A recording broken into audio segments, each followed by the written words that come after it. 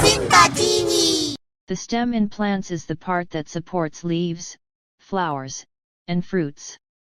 Here are some key functions and characteristics of stems. Support. Stems provide structural support, allowing plants to grow upright and reach for sunlight. Transport. They contain vascular tissues xylem and phloem which transport water, nutrients, and sugars between the roots and the rest of the plant. Growth. Stems have meristematic tissues, allowing for growth in length primary growth and thickness secondary growth. Storage.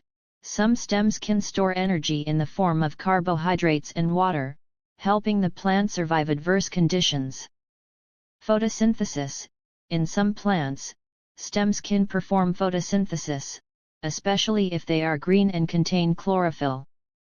Stems can vary widely in structure and function, from the woody stems of trees to the soft, green stems of herbs.